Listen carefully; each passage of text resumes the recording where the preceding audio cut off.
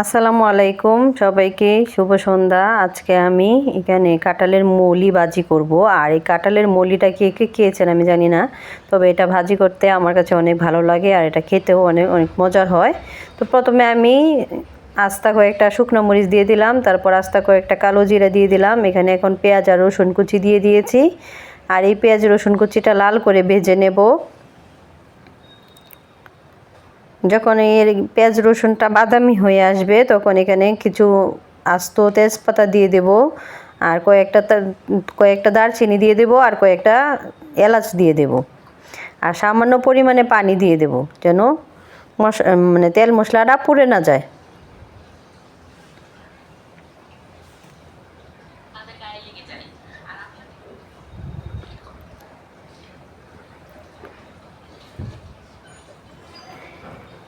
পরিমাণ মতো লবণ, হলুদ গুঁড়া, মরিচ গুঁড়া, ধনিয়া গুঁড়া, জিরা গুঁড়া সব কিছু মিলিয়ে দিয়ে দেব।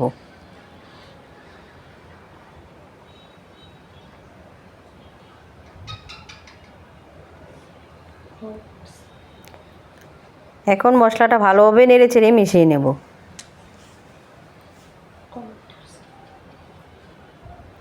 এক চা চামচ আদা বাটা দিয়ে দেব। আর তেল যতক্ষণ পর্যন্ত না উঠে বেশি আসছে ততক্ষণ পর্যন্ত আমি এটা ভুনা করে নেব। এখন সিদ্ধ করে রাখা এই যে কাঁঠালের মৌলিটা ওটা দিয়ে দেব।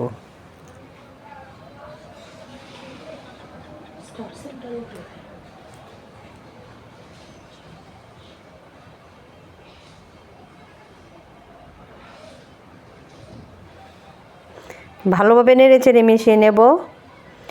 আমার রান্নাটা প্রায় শেষের দিকে। এখন আমি আরেকটু রান্না করে নামিয়ে নেব। আমার ভিডিওটি কেমন লেগেছে অবশ্যই কমেন্টের মাধ্যমে জানাবেন। লাইক কমেন্ট করে পাশে থাকবেন আর আমাকে সাপোর্ট করবেন। সবাইকে আল্লাহ হাফেজ।